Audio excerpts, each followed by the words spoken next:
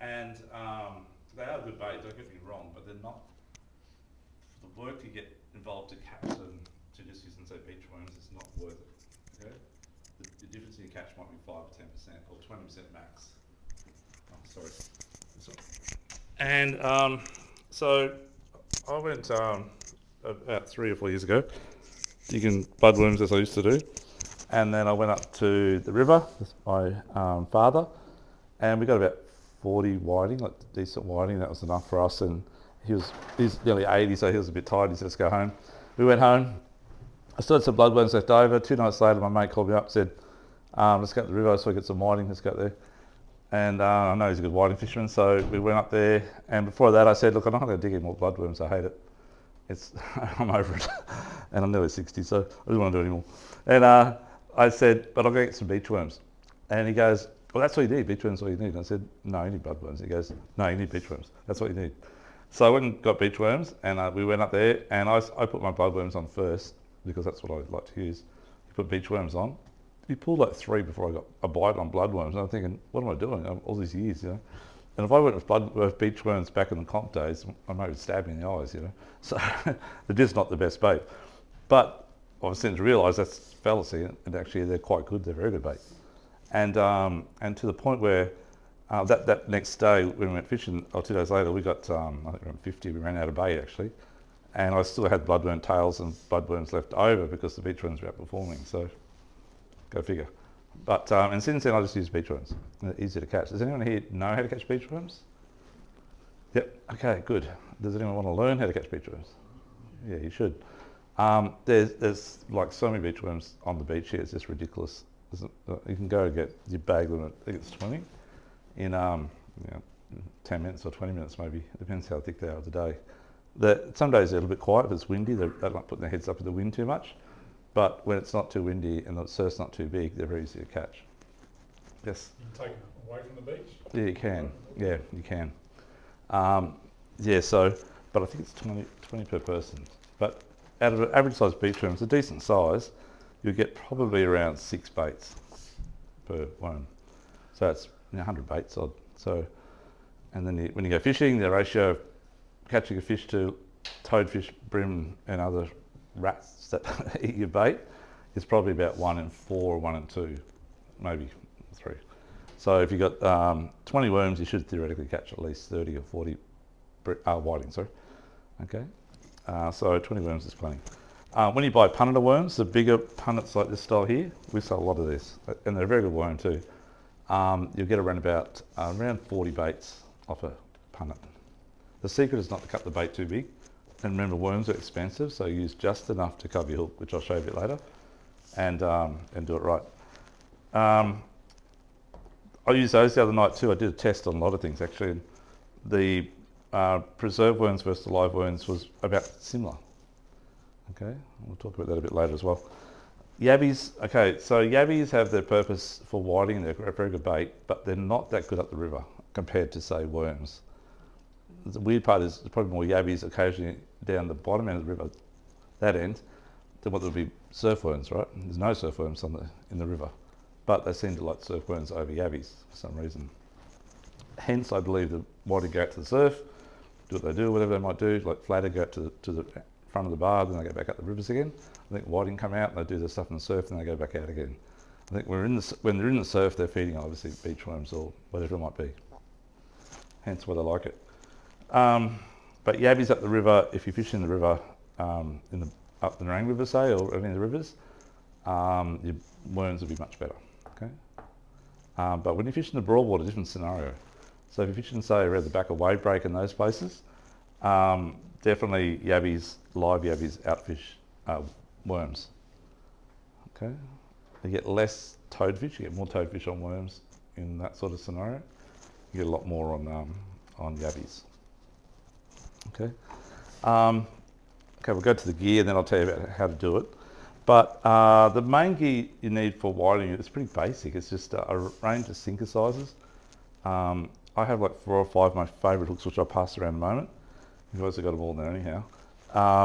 And swivel size, about a size 6. I like to use a black swivel. I like to use a crane swivel, not the brass style. The brass style don't twist as good. And when you get a bit of current, a lot of time you fish in current for whiting in the rivers and stuff, you get a lot of line twist if you got baits not presented properly, especially with yabbies. And if you've got the cheapest swivels, they just don't work. They twist your line up really bad. So get rid of brass swivels and use crane swivels. They're the little black ones. They're much better. Size 6 or size 5 would be the two sizes to use. My hooks, I'll pass these around as I'm talking about them. Okay, my favourite hook probably is going to be a barb bait holder size 4, which is this fella here. These are actually made by BKK. They're very, very sharp. I think you've got those in your bags too. They've got the barbs on the back so they hold the bait on a little bit better, especially worms. And a size 4 is the right size to get right down his backside. Okay, so whiting, they're like a vacuum cleaner. The mouths are shaped like that, so their top mouth protrudes over their bottom, their top lip over their bottom lip, and they like inhale it. Okay, so when you're whiting fishing a lot of the time, you're letting them take a bit of line and they're taking it down, and you'll feel that they're on. That's the right time to strike.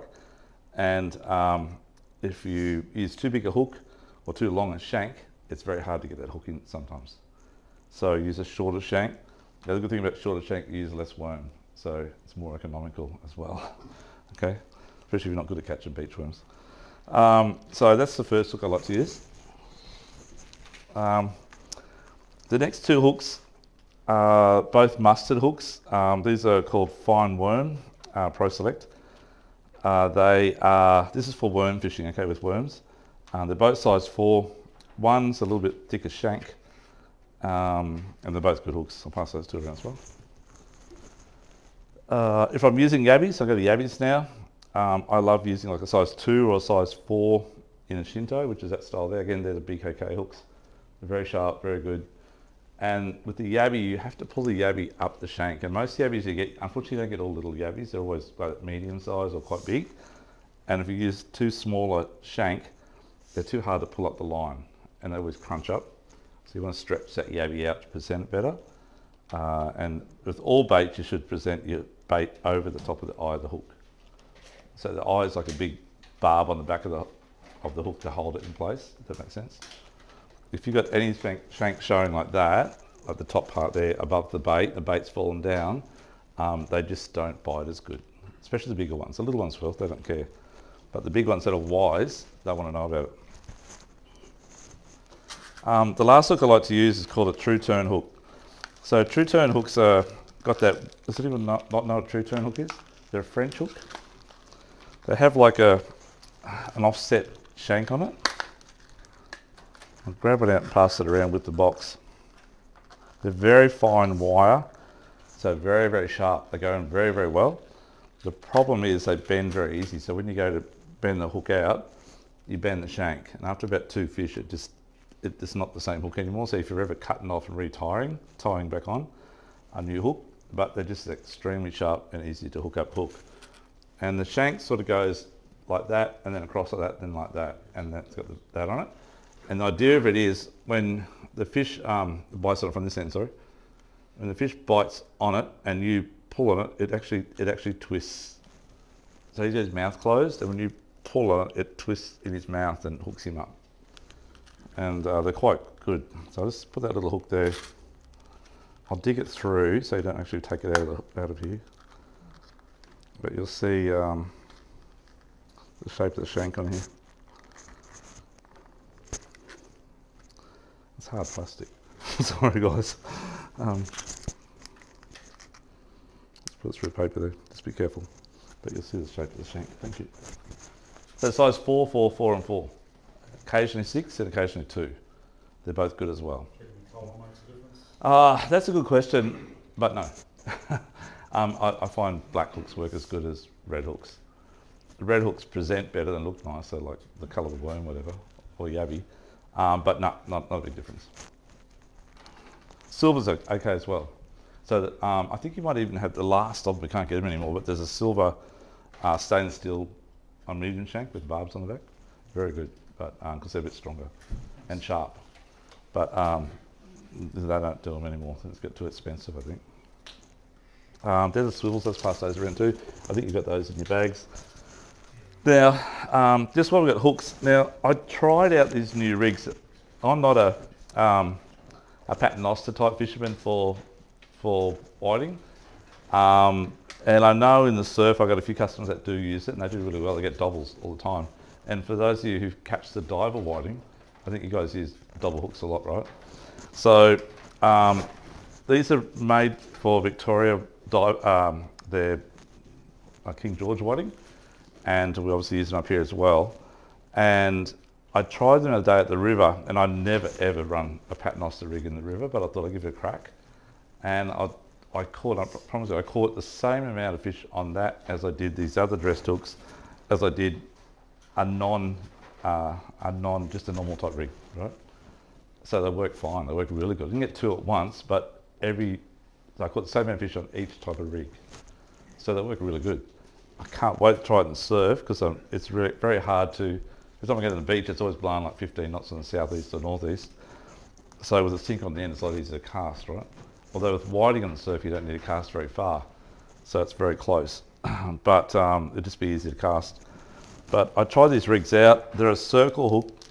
The thing with the circle hook is, so I tried putting a live worm on. It was really, really hard. So even try to put a live worm on a circle hook, very, very difficult.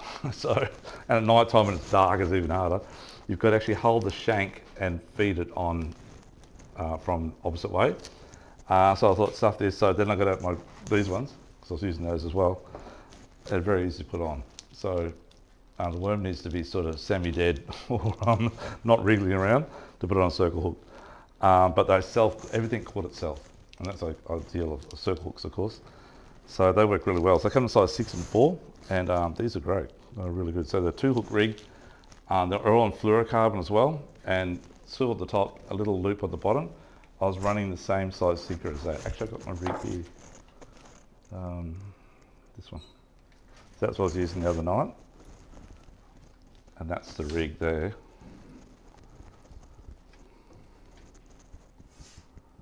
Sorry guys, glasses on.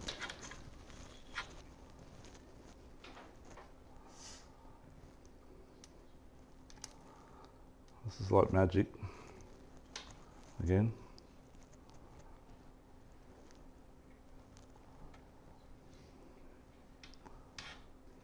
One thing good about circle hooks is when they go in or anything, they're very difficult to get out.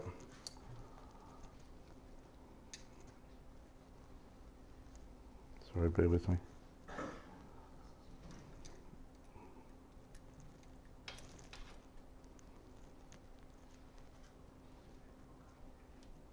Okay, so that was the rig I used the other night. Just that little rod and reel. I just used about 2,500 size reel, a very light rod, okay? But if you can see the rig there, so 2 hooks on it, sinker on the bottom, and I was just fishing in the Rang River, okay? And it worked very good. I'm running on here about 6-pound braid. 6-pound braid's fine. So that was the size sinker I was using, size 1. So I'll pass that around as well, and I'll pass the rig around as well. Definitely lifting that? No, anchored up. Anchored up, yeah, anchored up. Fluorocarbon. So it comes rigged with fluorocarbon leader. Just general. Yes, always. I use around 10 or 12 pound. Yeah. What I use 10 or 12 pound fluorocarbon. Main reason is that, like I know if you guys do a lot of whiting fishing, you'll know toadfish are a problem, and they have a habit of chewing because you pull your bait up the line. They have a habit of chewing that top part, which is where the line is, not the hook shank. And they're chipping away at your line. And if you're using standard mono, it's a lot softer. And quite often you'll just get no hook back, it's just the line.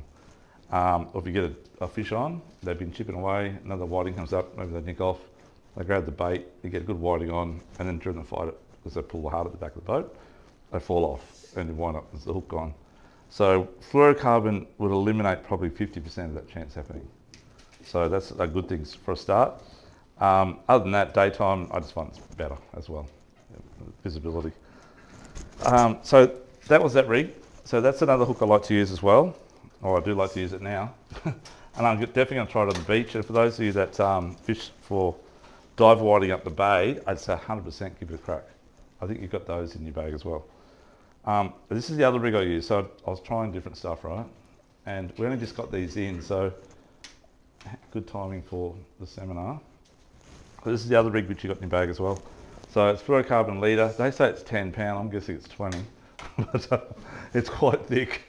It comes with a little crane saw, which I wasn't happy about. And it's got a little dressed hook there. So this is a little long shank hook, size 6 or 4, probably a bit either or. Bit of tube, and again, I'll come to this part right now. A lot of people say, do you use tube on there, on your line?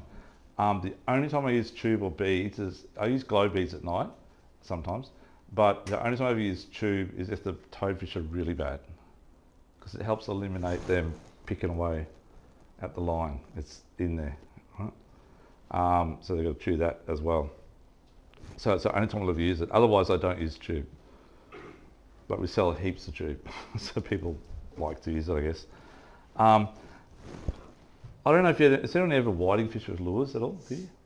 They're very aggressive, very, very aggressive, as you know. And we use quite like big lures, like stick baits, or little poppers or whatever. And I think that they're not shy to have a go at something. And these dressed hooks in the water obviously look like more than just a bit of bait, and it must tickle their fancy, because even though it's night time, it definitely worked as good as not using it. So I thought it might scare them away, but not at all. So you've got those in your rig as well. So give them a go as well, guys. And they're the same as these ones here. Bloodworm nippers, whatever. Thank you. They do that style in a circle hook. I didn't try these because I'm a non-believer in circle hooks that aren't on a paternoster rig. So to me, it needs to be taut with the sink on the bottom and swivel here, and the circle hook's loose, right, off the taut piece, and when they bite on it, they hook themselves. But if you've just got the sinker there and it's free running from the sinker, like this rig here with the circle, I don't know how they can hook themselves on a circle hook. Does that make sense? So I didn't put it in your bag, so I don't believe in it. So I don't think it's in your bag. I hope it's not in your bag. If it is, swap it back. So I wouldn't give it a crack. But yeah, so that's the hook range. Sinker range, whiting are one of those fish that don't really care about the size of the sinker, except for fishing gabbies at the back of wave break and around banks, so it's real shallow. So when you're at the river and you hear guys, there's not much current, you hear dunk, and they're throwing that big, like a size 4 ball, it doesn't, it's irrelevant, that's fine.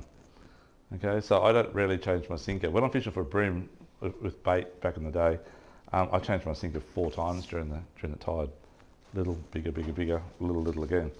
So running ball sinker though? Running ball sinker, correct, yeah. So I only use a sinker that's appropriate, that it doesn't actually lift off the bottom when I'm throwing it out. So when you've got current, and if you're from the shoreline fishing, it's best to cast always your line slightly. If you're from the shore, you cast it slightly up current. If you're in a boat, you just cast it with the current, but out on an angle about there. And you might throw one of the bit bigger sinkers straight at the back. Throw that one closer, throw the ones out there a little bit wider. And they'll eventually come around and find their spot, and that's where they'll sit. But if it goes around too fast, you need to put a bigger sinker on. Okay, so there's a bit of big tide at the moment, because there's new moons coming up. So the other day I was using about a 3 ball, which is 3 and 4 I was using, actually, those two there. I'll pass those around. So we went up the river on 2 Sundays ago. I started telling about that. That was, high tide was about 7 that night. That was 2 Sundays ago.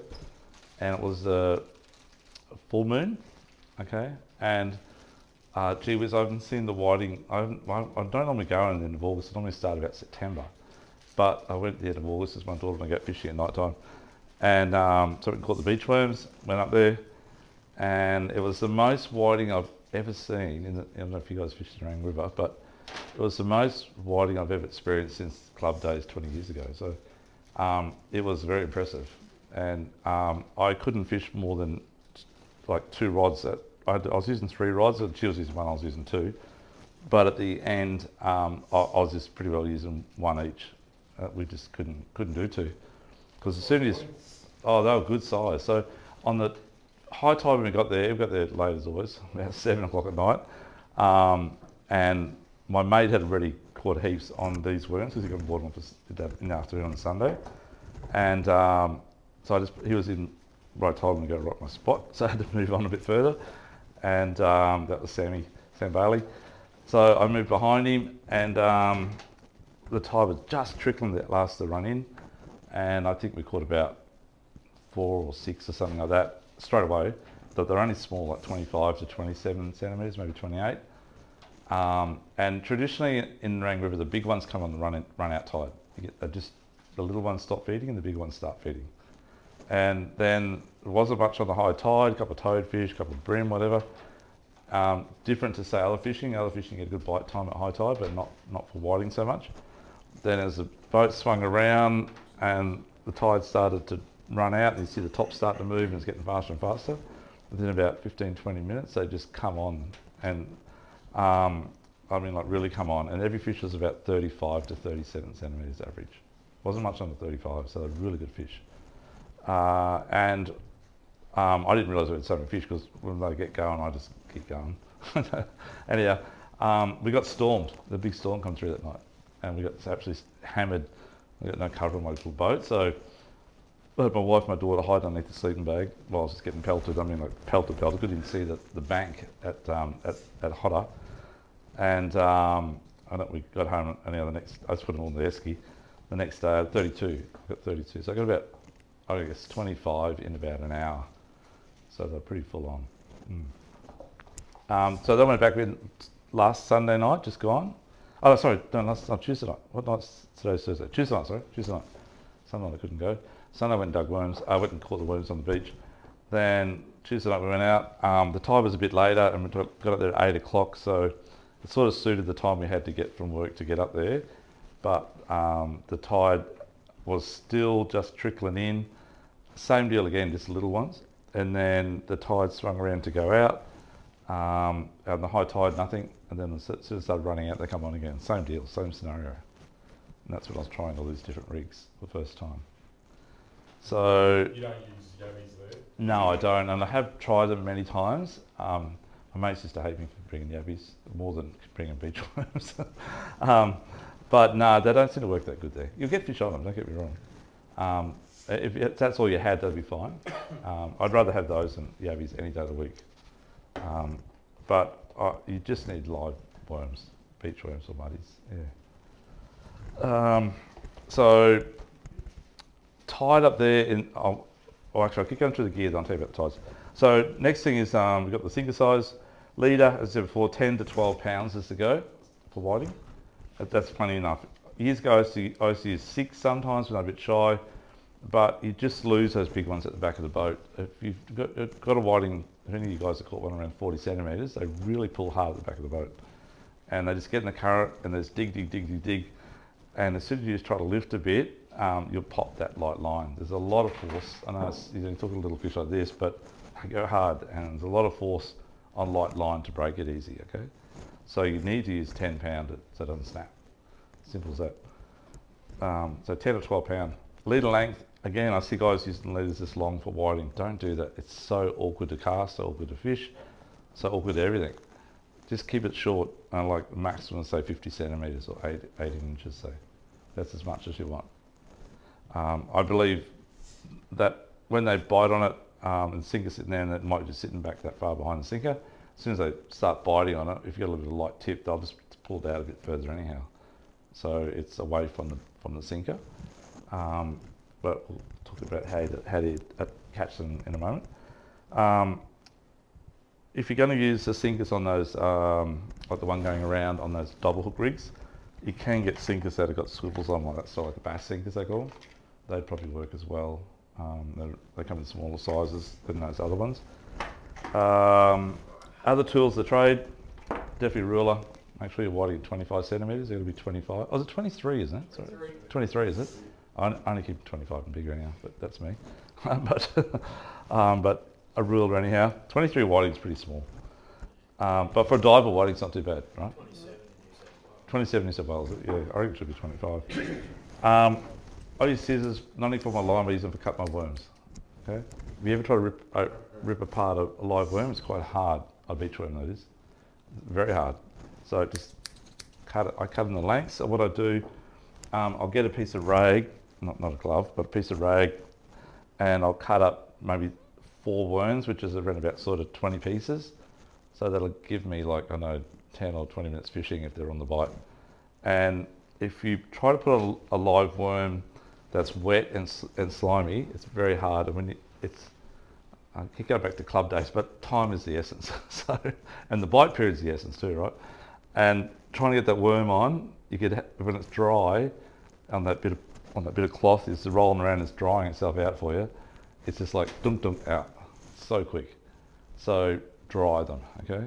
Semi-dry them. If it's a windy day, it's even better. They dry quicker. Okay, a quick one I like to do when I catch them. So I remove the slime off it. Yeah, very good idea. Yep. Yeah. Yeah, so when you catch the beach worms, if you want to do that, the best thing to do is actually put them in dry sand and then just peel the sand off. It takes everything off with it, yeah. But yeah, you're right, mate. Yeah, definitely. Yep. I find too, if you de-slime them, they'll actually live longer in the water. So if you've got worms, beach worms will last about 3 days. You've got to keep them out of the sun, change the water morning and night. And if you get those they get a bit sort of white or grey colour, just cut it off and turf those pieces. Don't turf the whole worm, just cut it off and turf those pieces. And they'll keep going for another 2 days at least. So I'll get sometimes 4 days out of them. I get a bit smelly after about 4 days. So aerator's good too. Stick aerator. Correct. So yeah, so you got to keep it cold. Exactly what the gentleman's saying. So what I do is I actually I have an ice thing with frozen salt water in. I just put 1 block in it. I use a broccoli box and about that much water in it, about maybe ½ inch of water, and or 10 ml of water, and I might have 20 worms or 40 worms if there's 2 of us in there, and 1 or 2 blocks of ice for the day. Then night time I don't worry about it. Next morning I'll change the water. I put another 1 or 2 blocks of ice in there, salt water ice. Yeah. Just keep it cold. Yep. Another tool. You need to learn this is a hook out gun. Okay, so is this one here too. Both these are good because whiting have a bad habit of getting their hooks right down their backside. The problem is, again, time is the essence. So you've got to get that hook out as quick as you can, back in my day. And you learn to use your thumb and split the lip. Does everyone know how to do that? If you don't, you should learn to do it. So whiting have a very soft, sorry for the greenies watching this, whitings have a very soft membrane here, okay? And what you do is you I'll draw it,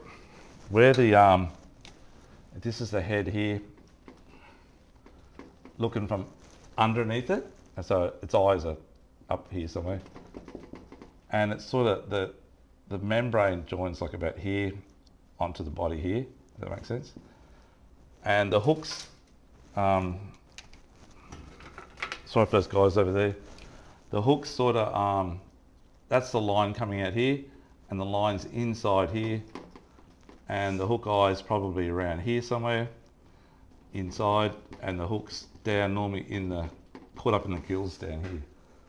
Okay, so all you do is you grab the whiting, and with your thumb like this, you pierce in here and split that open and slide your thumb up. And actually split its lip, because you're going to eat it, right? So whatever. So split its lip, and then the line, you just pull the line down like that. The hook's just there, and just grab it and push on it like that, and it just pops straight out most times. So it's like split and pop out and bait up and back out again. If you sit there and try and operate on it, it takes a long time, and yeah. Does that all make sense? And the undersized ones just... The undersized ones, undersized ones, I have a little crack at just trying to pop it. If I can't pop it out, I'll generally cut it off. I always cut it off. Yeah, I hate killing fish that I'm not going to eat, so I'm just going to use it for bait. So, but you can't use undersized whiting, so yeah. But generally speaking, most of the little ones tend to be hooked in the mouth. They don't swallow it down like the big ones do. Okay. So hook out guns. I use these a lot, guys. I don't know if you've seen these. They're very hard to see in tackle because I've got to bring them from Japan myself because I can't get them here. But I make up all my rigs. But now that you've got these things, you don't need to make them up. But this is like a little, I'll pass this around. They're expensive because they're Japanese made. Or Japanese company.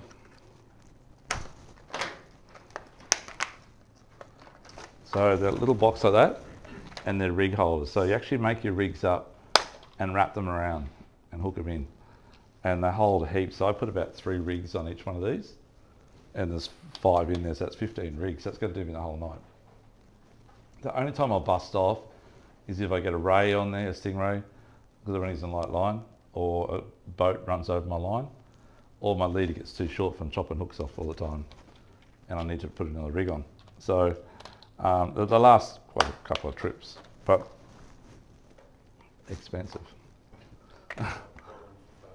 Did you? Well done. They're about your price, about $20, guys. Yeah. So great thing to have, and easy. Just take that with you, and your sinkers and your leader, and that's it. Other tools, you can get little pliers. Little bent nose pliers are good little pliers. I'll pass these around. Stainless steel. If you're a bit worried about doing the split the lip thing, you want to get the hook out. They make it a bit easier. How many people here fish on the shoreline? A couple of you do? You guys got a boat as well, or you're mainly shoreline? Yeah, okay. So if you do fish from the shoreline, you need bank holders. So when we're fishing for whiting, whether it be not the surf, but inside the broadwater, or definitely in the river, you need something that's going to go into the sand on an angle. You can adjust this one here with this little thing here to the length of your rod butt, and your rod just simply sits in it like so. Sorry. Like that. Sorry, like that. So you just adjust the angle to suit the rod on the pitch. One golden rule with whiting is don't hold your rod unless you're surf fishing. So don't touch it. Your fishing would be enhanced 300%, I reckon, 3 times if you don't hold the rod. So you've got to learn to watch it. You need to set your boat up with a light that you can see the tips, whether you paint your tip white or you've got good eyes, or got a young person to watch it for you, so Dad, you're getting a bite. But you need to see that tip bounce, okay? So if you're from a shoreline, this is why you use these things, you can't hold the rod. You put it on a bucket, it's very hard to see it's flat to see the bite. You could have a little tiny bit of an angle. When you got a boat, and the other night my son Liam was fishing in our rod hole like that, and I said, Liam, you know the rules, what are you doing? Because when you go like that, if you got a boat goes past, they go like this, and the fish down there doesn't want to know about the line going all over the place. So it needs to be more subtle, and if a boat goes past, it might move a little bit, but not too much. So keep your lines fairly flat like that. Just on a little bit of an angle so you can just see it, or maybe that angle at the most. Okay? And I set my lines reasonably loose, but not too loose. So just enough so when the fish bites on it, it can't pull any line off unless it hits it really hard. So I've got the drag sort of, not as tight as that, but just enough so I can pull it out. It's only 6 pound, remember, but enough that I can see the rod bounce without it pull the line off. Because if it's too loose, you won't see the bite so much on the rod. And when you're watching the rod the whole time, your eyes are like just focused on it. So yeah, set your drag just nice like that. The other thing too is when you get fish close to the back of the boat and it does dive down, it needs to be able to pull a bit of drag off because it can pull the hook out, or you'll snap your leader, like I was saying. 10 pound is not too bad to snap, but using 6 you will. Very light tip. Okay. So those squid rigs would be perfect for it. Yeah, squid rods are perfect for it. So I actually use these same rods for catching squid. I use it for troll and for flatties as well, for soft tip. So any questions so far on that, guys? There are other type of bank rod holders like this type of thing here. Again, just sits in there, locks in on the right angle. But if you've only got a bucket, just lean up against the bucket, but you don't want to drop an egg beater in the sand. So you're trying to keep it out of the sand, okay? I'll go through the bait in a moment. So I'll just go through the gear. So I use something that's around about, well, you can see them here now, very similar. Something that's around about that sort of 7 foot long, light tip. These are the same sort of thing. 2,500 size reel, 6 pound braid, 10 pound leader, and the hooks and that we've gone through. Years ago when I fished club, I only fished 6-inch LVs and 10 foot or 11 foot rods. Still work very well, but I've learnt that, again, using this type of thing versus that, they're very, very good, but the problem with them is they're long and cumbersome and hard to see the tips that far away. These little ones, I can see everything, it's just there. You know, I can see the tip very easy. And I still catch the same amount of fish. So, whichever. If you like LVs, that's fine. I still got them all, I just don't use them as much these days. Surf fishing. When I'm surf fishing, I used to use, again, LVs, 11 foot for Gary Howard rod, whatever. And we still sell them, and I still do use them off the beach occasionally, but I tend to use more like that type of rig for whiting, actually. My whiting surf rod's actually here, but I haven't got a reel at the moment, but that's the same rod there, which I use, same rod, but that's just, it's old, but that's the new version of it. There's a cheap ass rod, but it works so well, so well. So that's just a 8 foot Spectrum in the Shimano range. That whole combo, like we do it for like 99 bucks. And that's all you need for beach fishing for whiting, okay? Even when the waves are like 1.5 meters on the shore break, that's fine. They're only casting 20, 30 meters at the most, or maybe just behind the shore break if you have to cast a long cast. But generally speaking, they're in the white water. They're not actually out in the gutter. The data out there and the tail on it might be out there, but not so much the whiting. So, and I use a 4,000 size reel. 2 reasons. One is 2.5 is a little bit small for the line to cast out to come off, so you get about half your distance again with the 4,000 over 2.5 in your casting distance. And it's just a bit quicker on the retrieve, because when you got whiting on, the diving and the surf, but when that wave breaks or the white water comes in, you've got to wind fast to keep up to the white water rolling him in towards you. And 2,500 is quite a little bit small for that sometimes. 4's a bit better. Okay.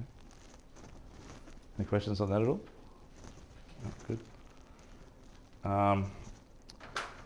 Okay, so that's sort of the rods and reels. The gear. Oh, sorry, catching beach worms. I've got to tell you about catching beach worms. You've got to learn to do it, guys. And I know, like, it's hard for some of us, maybe.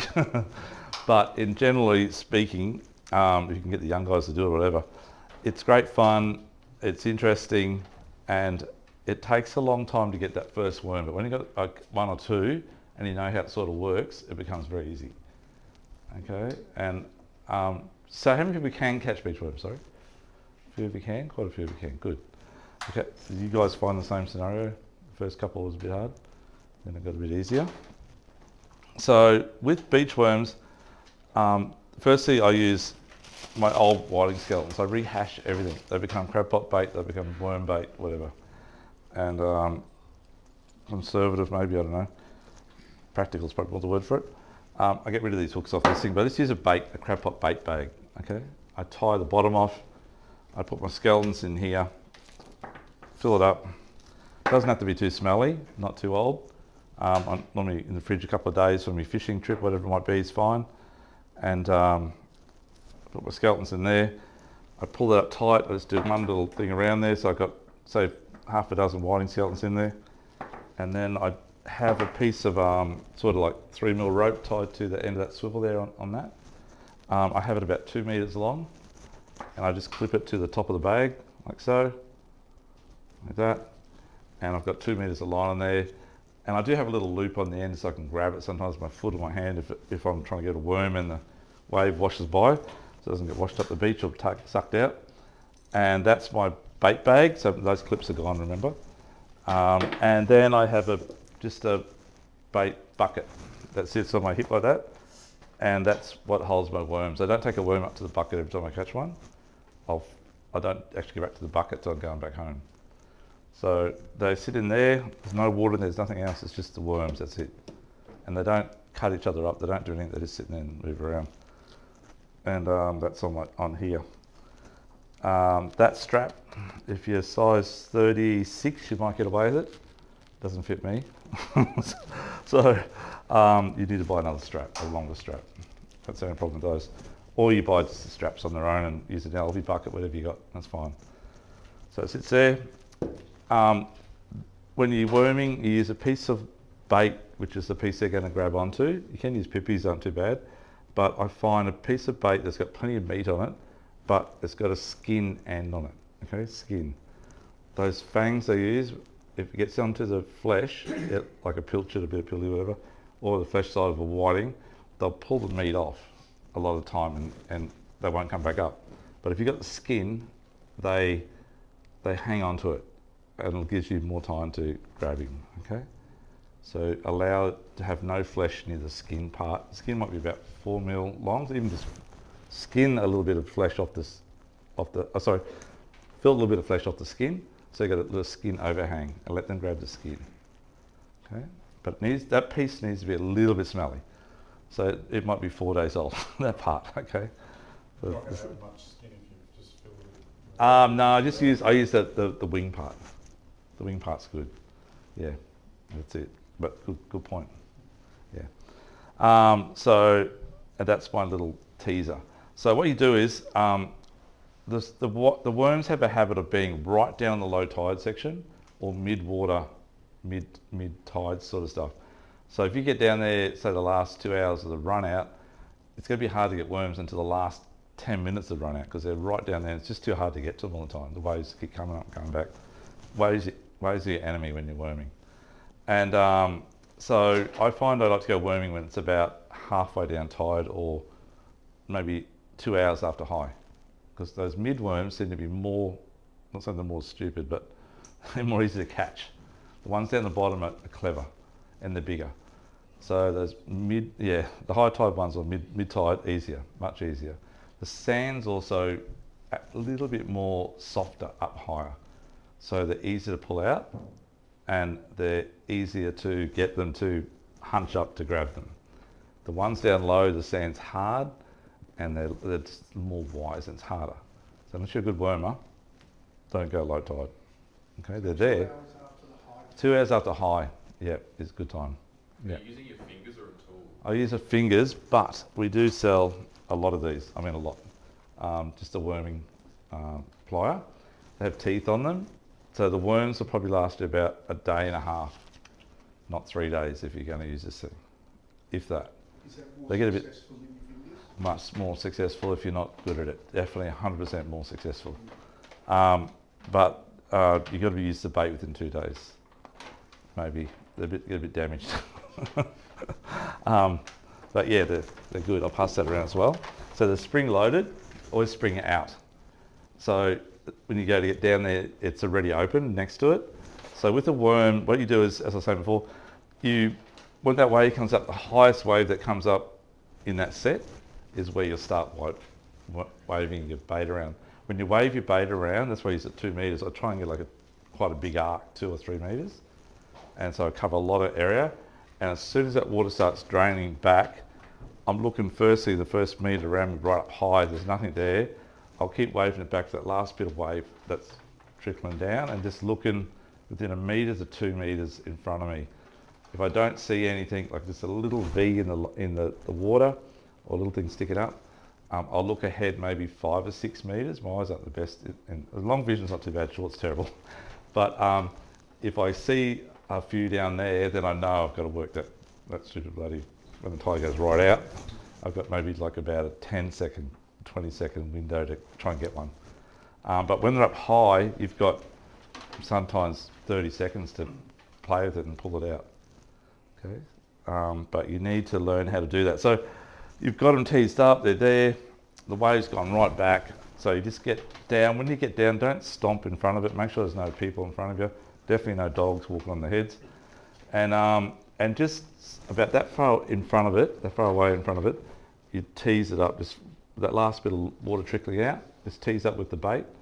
And you'll see them come out, they'll come out, the head will come from there to about that much out. And they'll be wriggling around trying to get the smell, they're smelling it. Then you go with your skin, right? and let him sort of grab it. At that point there, I use my left hand to grab them, so I'm holding the right with the bait. That first contact he does with my skin, I've already gone down about that deep with my 2 fingers into the sand. And if you can imagine that's the worm, they don't sit like that in the sand, they sit like that. Okay, so you'll grab down here thinking you've got him, and he arches up and you grab it, but there's nothing there and he's already shot back down. So they always... Body aims, goes up. Yeah, it does. Oh, it doesn't go up, it sort of goes, the head will be there, but the body's sort of slant that way. So they tend to, on the Gold Coast, I don't know what it is about the Gold Coast, but they're always sitting about southwest. So they're never facing bent to the north, they're always facing to the south, but turning to the southwest. If you found that out, for those of you that worm, you'll know what I mean. It's just the way it is here. So you need to go in a bit shallower. So instead of going down deep, you go a little bit shallower, maybe down about that far below the sand. And when he's now got a grip of it, you've already there, you're about that far away from him, either side of him with your 2 fingers, okay? As he arches up, he'll arch up to pull down, that's what he does. And when he arches up, all his little legs are on the side of him are going that way, up. At that point, you come in, either you grab him then if you can, if you're quick enough, or you come in really close and he's still got a hold of that flesh, and he's sort of pulled back down, but he can't get it. And then he's got to wait, and that way's now broken and it's starting to come up towards you. And at that point there, if you feel any inclination of him moving up, you grab. That's when you have to grab it, because that wave's about to hit you, and that's your chance of getting him before that wave comes. So that's the technique. Does that make sense? He's coming up, grabbing. You're coming up, you grab him. Going down, you might get a head or you get nothing. And those little legs, I don't know how they do it, man, but you have to get 2 hands in there to pull it out. I don't know how they hold on to how they track and hold on and pull down, but they'll pull down so hard and they're so fast. So if you've got a big one on and you've got him and you've got him just at the point where he sort of was up and now he's about to go down, you have to get your right hand, so throw the bait, and I go straight down, dig down and pull him out like that sort of thing. Okay?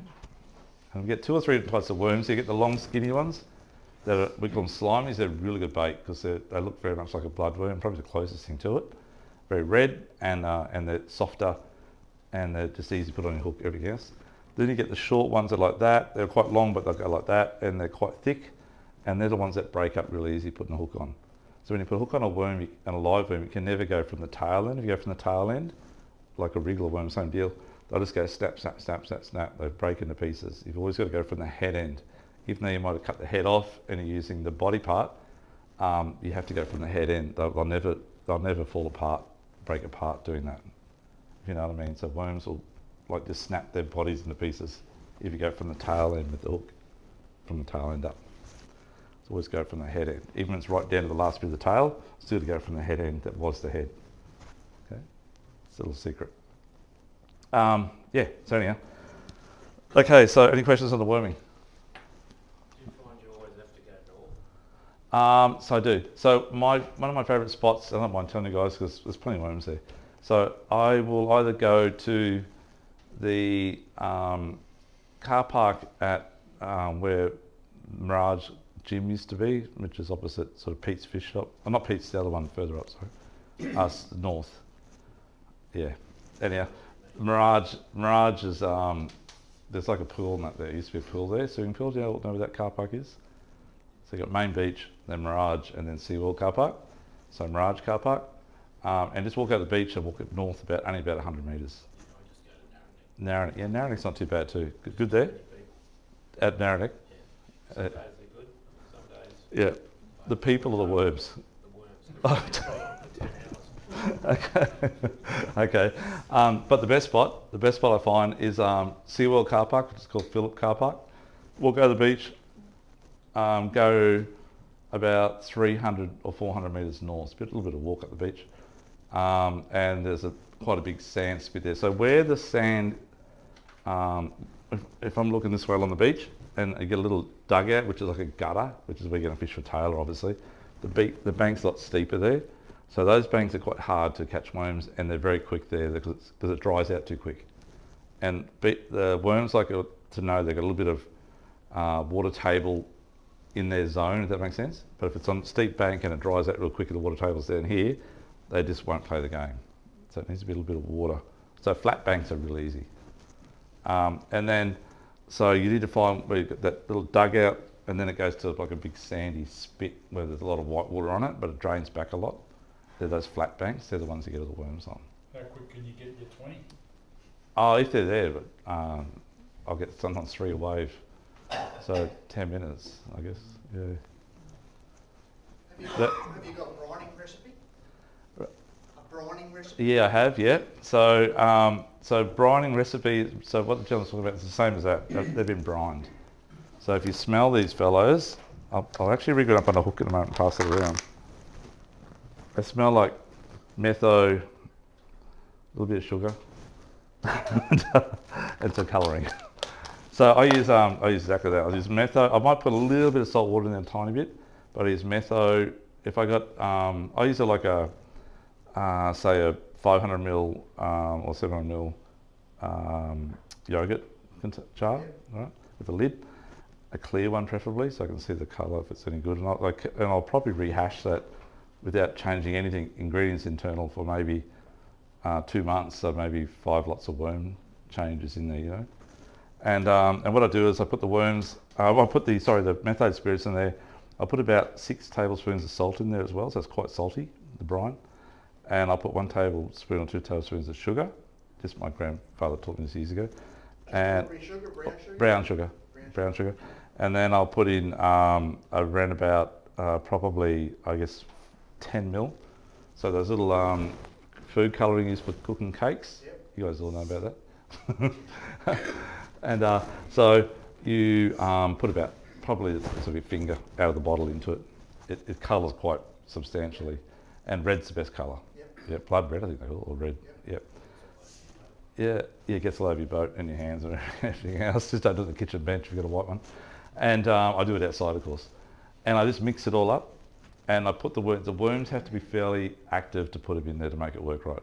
If you put them in there a little bit dead, they don't inhale it and they don't last as long. It doesn't work as good.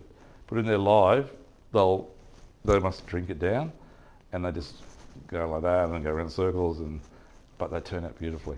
Yeah. How long do you leave them for? I leave them there forever, sometimes, forever. But no, probably 2 days or 3 days, generally speaking. Yeah. So I just let them sit there, cures them, I think. And then I'll take them out and I'll put them on a bit of rag, which always change the time it gets all red, and just sort of not take the slime off, but just sort of just dry them, and then put them in a little bit of sand, like so. Yep. The sand just makes it easier to put them on the hook. Yeah. Yeah, that's right. Yeah. Is that how you do it, similar? I've done it like that, but I always end up getting a slimy tail. Yeah, slimy tail. Okay, so the slimy tail is that particular type of worm. Not all worms will do it, and sometimes in a beach area, they're actually the good tails. Those slimy tails actually aren't too bad, but you don't want it to be too slimy. If you leave it in too long in there, they'll go slimy for some reason. Like, you haven't heard just snipping the tip of the tail off? I haven't heard of that. No. Okay. Have you tried it? No. No. I like using the tail end. So, yeah, because it's a nice soft part. Sorry, a lot of information on worms here, guys, but that's the bait, that's the gun. The worming tool you use Yes. on their head. Yes. Right? Yes, on the head. So getting back to the worming tool. So when they do, so you don't have to worry about going down the sand part, right? It's a lot quicker. So when they latch on, and as soon as you see them march up, you just go for the kill. And always go down and pull them that way. Don't pull them up. Pull them. And same as the cat in your fingers too. You should never pull a worm straight up. It's quite hard. Pull it always lengthways, because they're laying that way in the sand, I believe. They're not laying like that. Not these that pull out. Can you squeeze too hard with it? You're going to kill them. Most of the time, when they're tonged, we call it, they're pretty well nearly dead. They'll last about a day or so. Yeah. But fine for just going fishing straight away. 100%. Yeah. 100%. Yeah, for 2 days maybe. Yeah. Or doing that with them. Okay. What about, going back to the brine, what about freezing individuals? Yeah, so I tried freeze them. Bags and that sort of thing. Yeah, you can do that. You can put them in little bags as well, but they tend to be, the sand, I don't know what it does, it doesn't allow them to actually go hard at all. the brine generally stops them going hard, but if you put them just in a bag with nothing else in there by them, it tends to go a bit hard and they go a bit soft when you actually defrost it. Where this seems to keep them like that all the time. They're frozen, but they're never frozen. Does that make sense? Yeah. Yeah, you can use them straight away, even though they've been in the freezer for a month. They're straight away used. Two out at a time and I keep them frozen in the esky. Yeah, you can do that. Yeah, that's right. Keep them cold. Yeah, I wouldn't leave that. If you're fishing during the day, don't leave them sitting in the sun. That's for sure. But the beauty of these are you can actually, as you're saying, you can say you fish at night time, you only use half of what's in there, or half the worms that you've brined. They'll be fine to put back in the freezer for next time. They won't be soft at all. They'll be fine. But if you leave it in the sun all day, they may go a bit black. It cooks them, sort of thing. Any questions on the worms at all? Okay, I just want to tell you about yabbies. Yabbies is next. I know it's a little bit slow, sorry guys. Yabby digging. I used to dig many years ago. You didn't have to have a license to dig yabbies. When I was a kid, I used to dig yabbies. I'm talking 45 years ago, 46 years ago. I was about 13 or something, 15, 14, whatever. And I used to dig yabbies for the bait shops. And I used to dig for Mitchell's Jetty. I used to work at Mitchell's Jetty back in those days. Nev Howard's and Labrador Bait and Tackle. And I learned to dig yabbies very, very good. And I see people all the time now, they take, I don't know about you guys do it, but they do too many pumps in one area. You don't need to do that in the one hole. So 3 is the maximum you do in any one hole. Okay, 3 digs. Does everyone here not know how to use a yabby pump? No? Does everyone here dig yabbies, their own yabbies? Good, so good. Okay, so use a long pump, don't use a short pump. And don't use the super long one, just use the long one, which is not the short one, but the next one up. And when you dig yabbies, 2 things you gotta look for. One is you look for the bank that's sort of still got a little bit of water on it, but a little bit of sand risen out of the water. That sort of semi underwater stuff. That's where the yabbies are in most areas. And try and find them when they're on top of the holes, it's not just plain holes dried out. It's got to have a little bit of like mud, a little bit of mud that's come out from under onto the top. Does that make sense? Little bits of mud on the top. And that's the ones that are very active and very easy to catch yabbies. And don't dig it around weed. If you dig around weed, a lot of yabby holes there, but the mud's always black around weed. I don't know why that is, but it's always black. So stay away from the weed, just a little bit, not far, maybe it's 2 metres, but get back in that area what I'm talking about. And if you go to a sandbank and say in front of Lotus Creek or back of the wave break, whatever, the ridge areas are good at high tide, but they're no good after that. Okay, so you need to pull the boat up, walk over that little ridge, and walk across the flat until you see the water on top of the bank. That's just in certain areas, and that's where you dig the yabbies. They'll be right in the middle.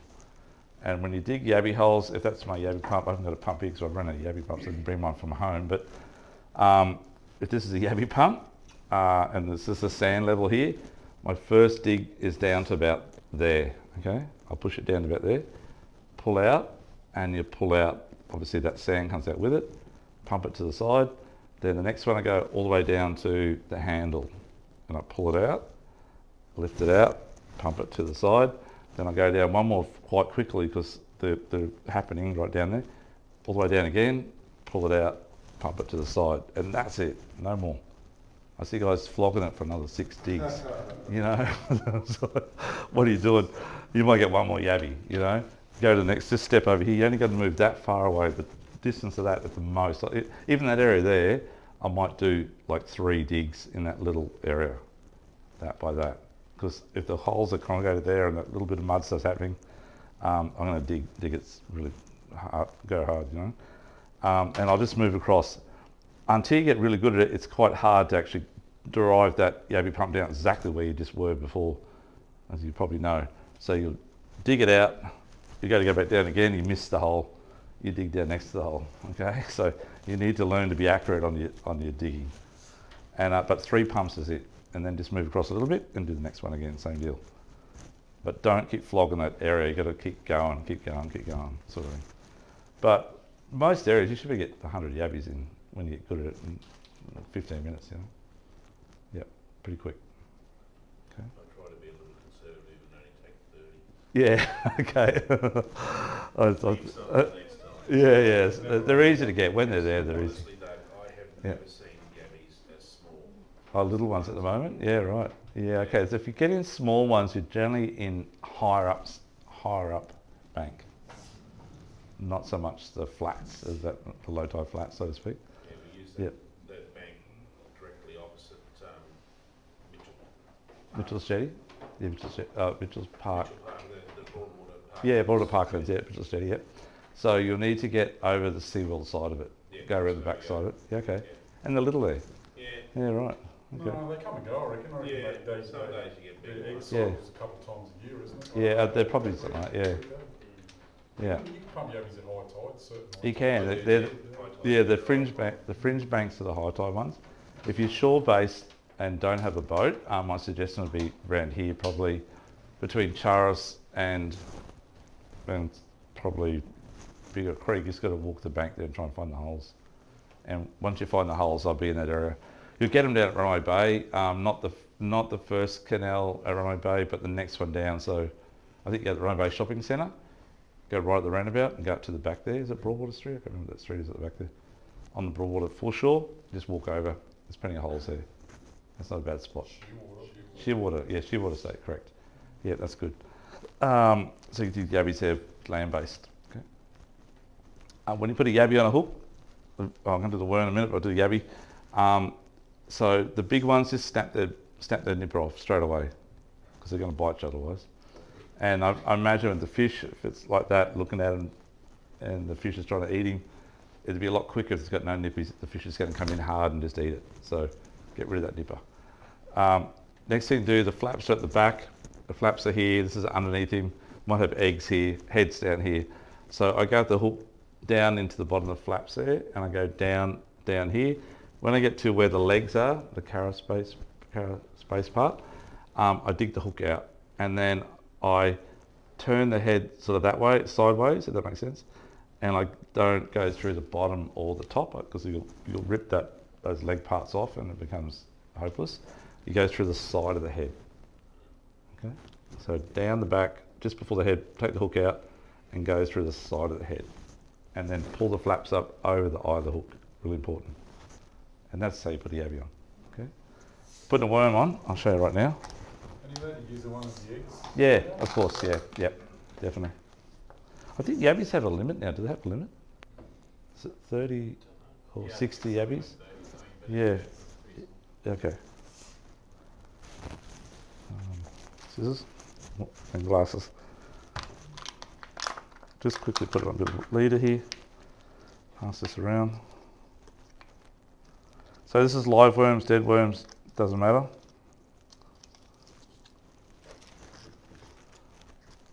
I passed all the hooks through it, haven't I? I'll put on one of these rigs. Has anyone got those hooks down the back there at all by any chance? Sorry, mate, if you don't mind. Thank you, sir. Cheers, mate. Thanks, mate.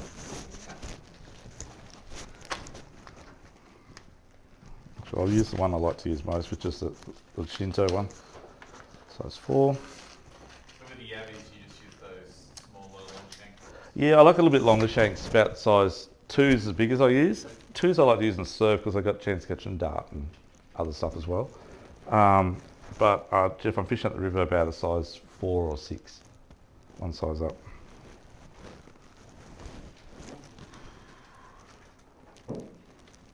I think I've done things on YouTube how to put a yabby on. My eyes are so bad, oh my gosh.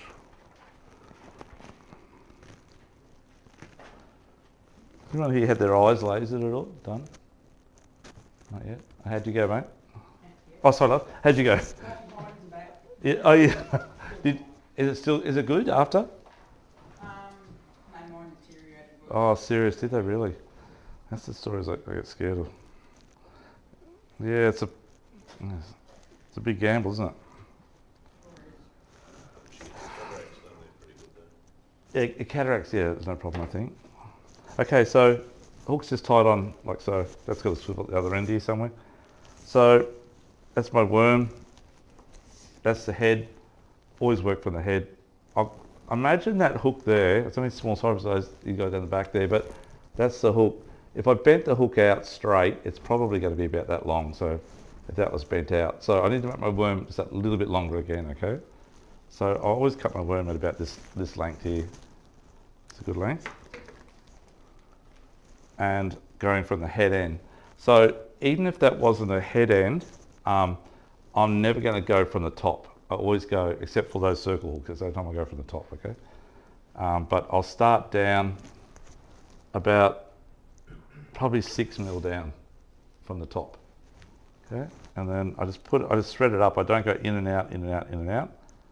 I push it up, push it up, push it up, and then I'll pull that. When it gets to the point where it can't go any further up because the eye is there, I'll pull up over the eye. As I'm doing that, I'm still pushing it up, if that makes sense.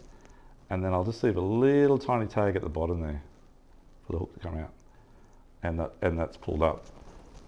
And I've mentioned this many times before, but it's really important that you leave that little offset, because that's gonna, if you've cut the worm, obviously that's his head and he's alive, but if you're using dead worms or whatever, it doesn't matter.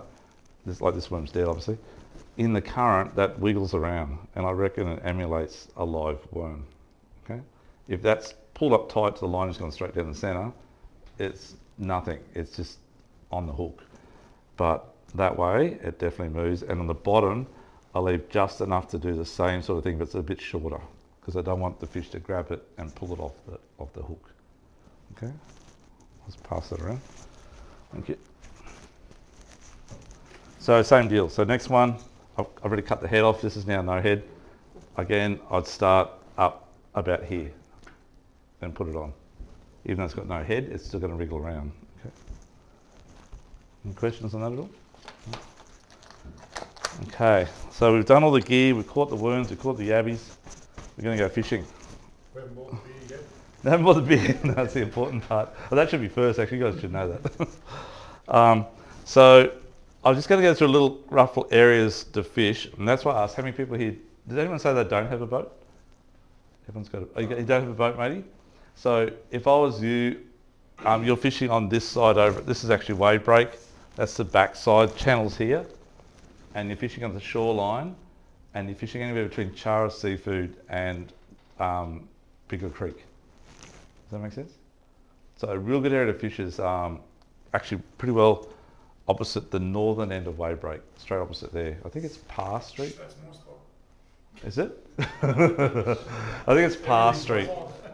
Yeah, Parr Street or Taylor Street. Like, it's one of those streets anyhow down out here. The roundabout on the foreshore there between Harbour Town, between Charas and Bigger Creek. There's one roundabout on that main road on the front there. There's a car park there. Burrows is the roundabout. Burrows, is it? Yeah, that's got the big house on the corner, right? Yeah, I think it was Burrows. So just park there, mate. Walk over and walk north. Don't go south. Okay. But You can pump yabbies there too. you can pump yabbies there. That's what I was saying earlier. Yeah, definitely. It's not a bad spot. So get your yabbies there as well. Yeah, you've got to find the patches. When you find them, you catch them. So this is wave break here. So has anyone fished at the back of wave break yet? So it's a really good spot this time of the year for the first 2 months to about probably November, maybe. And the whiting, it's got to be, this weekend's tide's perfect. So you want low tide about 5 in the morning or 4 in the morning, and you fish from just 5:36 when it's sort of come about an hour and a half in, and then you fish it up to nearly, not quite the high. Okay, so this is all the water area. It's right here. It's the keyhole. The keyholes, yeah, that's right. And obviously water all around it, around here. And this is where all the boats sit in here, or they sit over here, right?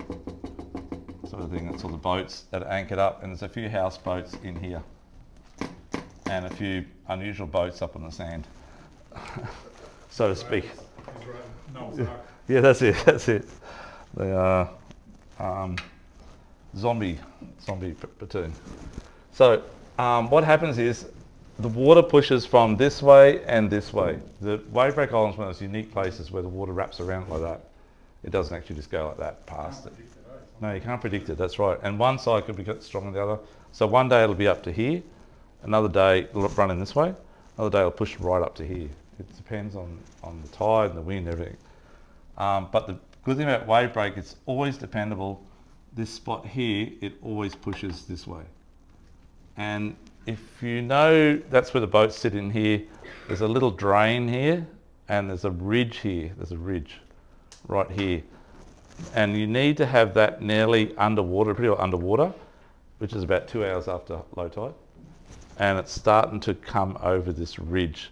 And this ridge here, behind it, already would have water flooded over it because it's actually lower than that. So that's already flooded. But when it comes over this ridge here, the whitings sit all the way around here. And you sit on the ridge and you cast, sort of out the side obviously, we're at the back here. And the current comes around here like this as well, because that ridge is there. And you get like a little bit of a back eddy here, and that's where I get all my big whiting there, with no sinker. So I'm fishing yabbies, not worms. And I sit there and I'll move close in here. The water sort of comes around like this and fills up in here. This is a fairly lot deeper than this part over here. There's like a little deep area here. It might be, so when the tide's halfway in, this might be like 1/2 metre deep. This will be 1 metre or 1.2 metres deep. Does that make sense? And around the back here will be 1.2 metres as well. And that's a really good spot. The other spot I fish, I like to land-based fish as well. So I'll pull the boat up and actually walk the water. So I'm out to my knees in the water sometimes. And over here, there's a weed bed right along here. And then there's all sand. And you fish at low tide, and I'll fish here actually before I go over here sometimes. So I'll park the boat up here on this high part, walk across, and I'll be fishing just before the weed. Sometimes when it's really low, I'll cast across the weed into the deeper part there. But as the tide rises, they don't come up with the depth of the water, they come up with the warmth of the water. Does that make sense? So if you're standing in water and you're catching fish, and you just try and remember not so much the tide's rising, so I have to keep stepping back. Remember how warm it feels on your legs. And then if it starts to get colder, that means the water's pushed up, and they're pushed up with that same temperature where you catch them 5 minutes earlier.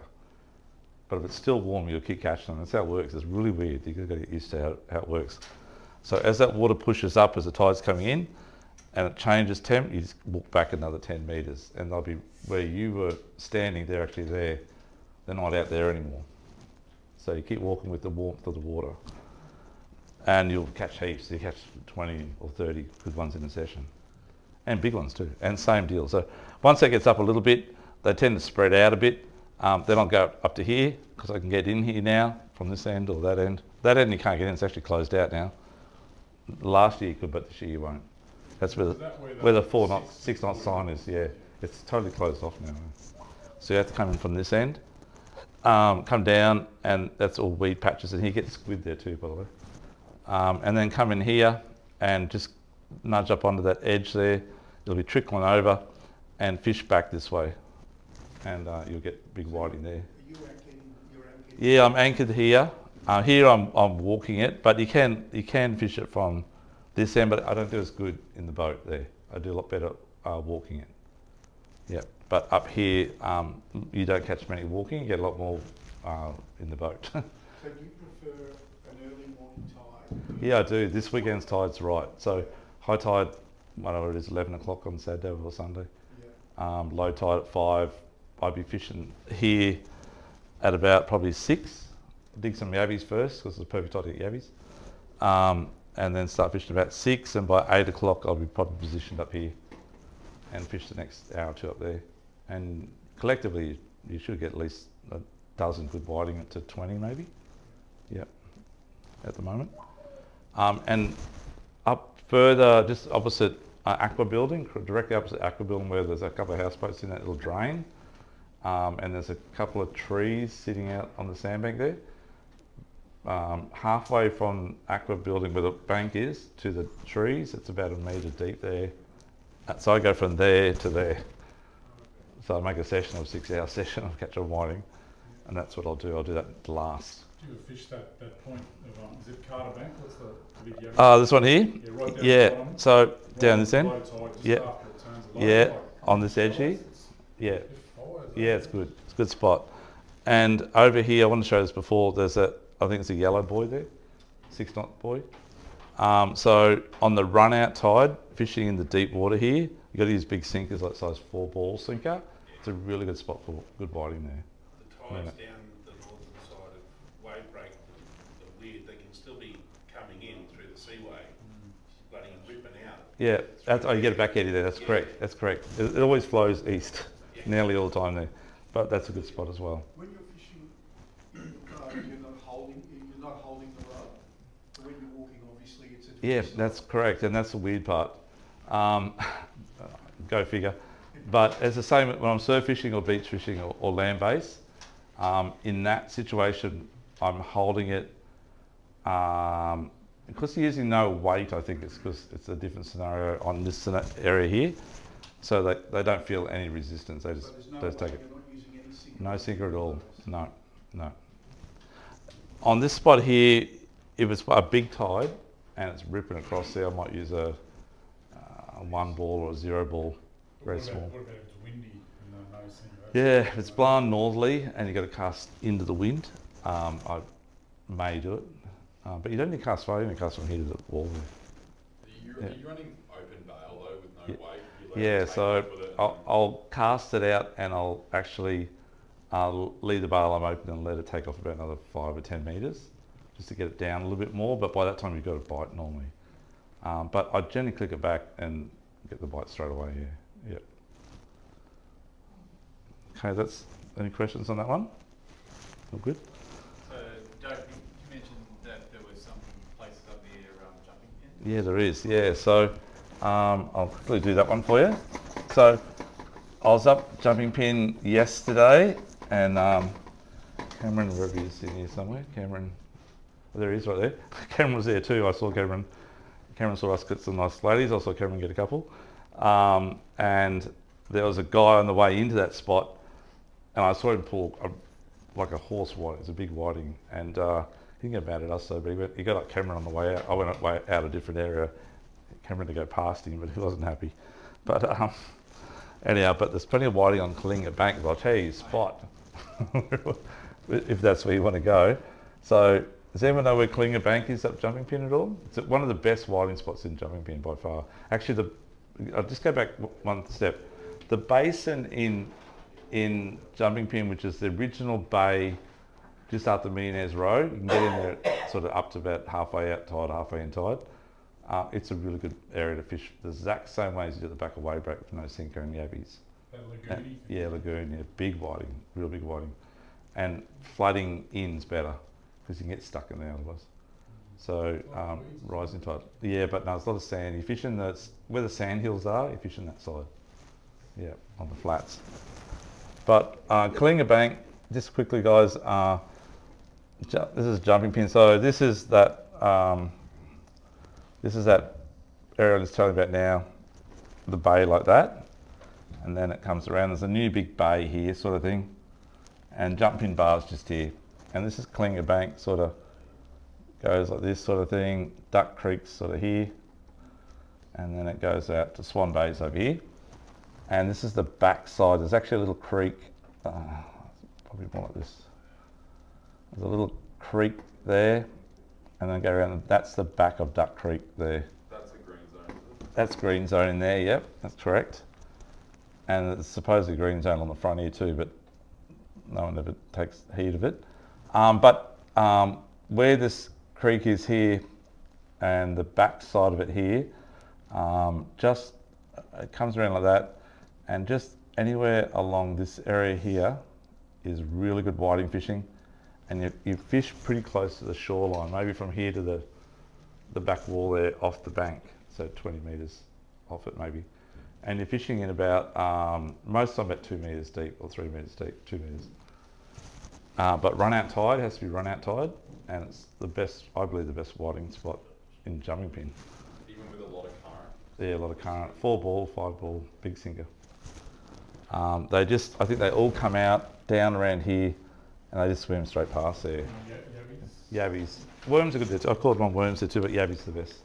And you'll get them, like all whiting fishing, they come in patches. Whiting don't sit around the one area and just keep mingling. They will if you've got the bait presented and you catch them and got them fired up, but they come through in patches. So when you're fishing at the river, especially at night time for whiting, all your rods will go off at once, and you'll get full whiting if you get full whiting. And then you might get another couple of casts in and get a few more. Then it'll be dead quiet for 10 or 15 minutes. And then all of a sudden, that rod will get a bite. Next, that one gets a bite, that one gets a bite. It all happens again. They're swimming through, or they maybe mingle around and come back around, I don't know. But I think they're always passing through in schools. Do you anchor in that spot? Sorry? Where you're fishing up there, Doug? Yep. Do you anchor in that one? I anchor 100%, yep. I rarely drift. When I'm up in the bay, and I have fish for dive whiting up in the bay, it's the only time I drift for whiting. Whereabouts further up in the bay do you go? Yeah, so further up, I like sort of between Peel and, is it Blakesleys? Oh, not Blakesleys, Morton. We get them in the Rouse. Oh, you get in the Rouse Channel, yeah. Yeah, okay. So I normally go halfway between Peel and the tip of Morton, more or less. There's gutters and drains in there. There's shitloads in there. Not that far over, but you get in there as well, yeah. Sandhill's good too. But you're pretty well across from halfway between Dunwich and Amity, so does that make sense? Yeah. Much like the run-ins either in Gold's Bank other than? On a jumping pin area? Yeah. Yeah, really good. Really good. It's exactly the same method as before as well. Same as wave break. Run in or the run out on that? Run in, rising tide, run in. So we'll fish the Gold Bank first and then go over there second. We do a half day whiting trip up there. Oh, actually, I lie. We'll fish Gold Bank on the top, but the last hour of the run in, get right up on that high. You'll get flatties or sometimes like yabbies there too. And then once the tide starts to drop, I'll go quickly over to in here, just for an hour. I'll get up on this flat. So those sand hills are sort of around this area here. This is all bush here, and that's sort of just a bit of bush there. It sort of melts into that. But those big sand hills are here. This flat here is where all the whiting are, especially in this area, sort of area here. You're walking that spot as well? No, actually I just sort of anchor, drift, a little bit drifting maybe, but anchor mainly. Yeah, just anchor and just cast around. It's a bit too deep to actually walk that one. Is that one called the lagoon? Yes, the lagoon, mate, yeah, correct. And then, so I'll do Gold Bank over here. So Gold Bank guys on the end of, actually, sorry, that's not right. That's Crusoe sort of like that. And Gold Bank's here, where the fish head is. Sorry for those guys that can't see, but Gold Bank's sort of like this sort of shape here. And it's this big bank that comes around like this sort of thing. And there's a bit of tree there, yeah. But anywhere from this area here is to go. All good, mate? Yeah, Hey. so we've got to keep going. You get it going? Mate, do you want to do the draw? What's your number? Number 2, I think. Number 2. Okay, so, and your name? I've got it on here. Emily. Okay, got it. If you win, I'll get your number, I'll ring you. Please do. Okay, Yeah. okay. Mate. Only because of the young fella. Okay. It was just you, mate. I wouldn't do it. Yeah. Okay, nice to meet you, mate. Take care, buddy. Yeah, so up in this area here, right up for high. So it's right up near the last the run in sort of thing. So I might just do, and just on that fringe, if the sand's sort of about here, we'll fish right up to those trees nearly. Big whiting is right up in those flats. And that's what big flatties are chasing. Once that starts to drop just a tiny bit, I'll zoom over here. I'll just have a bit of fish on here, this area. I have caught them over here too, but mainly this area. And then once it starts to drop 1 or 2 hours and it's running out now, I'll go straight to there and fish there. Yabbies everywhere there? Yabbies everywhere, mate, yeah. Worms are okay here too, but yabbies are better. It just seems to be jump pins on those areas that, in that area, yabbies work better. It's the same with the broadwater. Yabbies work better definitely around wave break sort of area and Carter's Bank, even around SeaWorld area. Then once you get up towards near Mariners Cove and the banks out in front of sort of Southport Pier, it becomes worms, changes. So Yeah, worms more in the river. 100% in the river. Yeah, yep. What about revving your engine? I heard that years ago. Yeah, so Old jets my- revving yeah, that's right. So brings along. I used to fish with Robbie Miller was my, if any of you guys know him from the fishing clubs, he was my fishing buddy in the comps, and his brother Peter Miller, who's a very good fisherman, had a really bad habit of doing that. So when the whiting when that school disappeared and go to bite a bit, and you just wait for the next school to come through, and we fishing in comp, 1 o'clock in the morning, and next year, and Peter would be there, start his mate up and revving up the shit, and then you'd see the whiting in the light he's pulling in. So I think it works. They're a complete opposite to brim, where brim you're trying to be in super stealth mode at night time. We used to catch brim back in the day on bait. But with whiting, they like a bit of noise, and that's why I'm saying that they don't care about sinker size. They're very different to, say, brim fishing. Okay, how many people here fish up Nerang River or fished up there? You guys should all try, like it is the Gold Coast #1 spot by far for nighttime fishing. So my suggestion would be try and get up there if you can.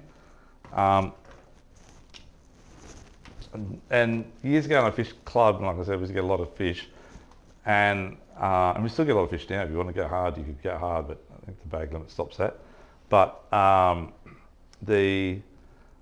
those days, I weighed a lot of whiting, a big eskyful, and everyone said I use nets, whatever. I say, so I do like a little. I wasn't a young guy. I do like a seminar, teach, and then I say, you come up, anchor up next to me. I don't care. So there'll be 20 of us anchor up in one spot. You still got to pull them in, right? That's what it's all about. That's why I'm trying to get you guys better at it. But so the council chambers comes around like that. Big point goes around this way to the back of Chevron. That's the rowing club up there, is it? Yeah, rowing club's right about here somewhere. Right here. Bridge there. The new walkway bridge is about here somewhere. Big rock there. That big hole in that corner there. Yeah, that's right. Yeah, there's a bit of a bank here now, but the hole's still in this area here. Actually, about here. Yeah. Ferries coming out of there. Yeah, they come hook. Well, that's why it used to be no 6 knot zone. The zone there back in the day, and I think there's a few boating accidents on that corner. Guys come hooking around here, and there's another one coming this way. So that's that big white house with the flags on it, and the river sort of goes around like this, and then it goes down to Chevron Island, the other side of Chevron Island, Tiki Village, canal in there, whatever. But there's a red beacon that sits right about there. Okay, and there's a green beacon over this way, about here somewhere. Green there. And the sandbank is sort of shaped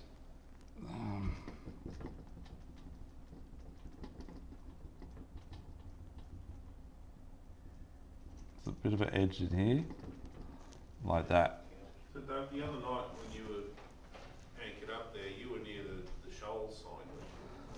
That's right. So this is the. I always try. I know you guys will be fishing my spot now, but I don't care. I might anchor up pretty close to you though. I'll ask first. Are you at the seminar? But on the run-in tide. No, they're too good to eat. I got to keep catching them. You know, we got it for dinner tomorrow night again. But I try and anchor up on the run-in tide. That depends on what other boats sit in the area. But I'm about 30 metres this side of the red, and I'm anywhere, and there's jetties along here, right? The jetties are like this. And there's a big white boat about here, okay? And the pipe comes out of this lake over here. It's like here, about here somewhere. You'll hear it running. And I try and sit in this position anywhere from here to here to here, so that I can cast back, and I nearly get caught around the beacon, right? I'm casting in sort of this vicinity. when I'm fishing on the run-in tide. Okay, run-in tide. Now on the run out, I used to always go back up. If there was a guy fishing here on the run in and he's fishing this area here on the run in, when he was facing that way, I'd sacrifice on the last half hour of the run in, and I'd quietly sneak up here, and I got a back anchor as well, and I'd put my front anchor out about here. He's facing that way, and then I'd drop out my back anchor, pull me about here, and I'd cast against the tide, the last bit of the running tide, and my line would come back all the time, but you don't catch much. But once the tide started running out, I'm in the zone because I'm right next to the red, and I'm fishing back down this way, this area here. He turns around and he's back of his boat's facing right on my boat, nearly, and they're not happy. But that's a good area to fish.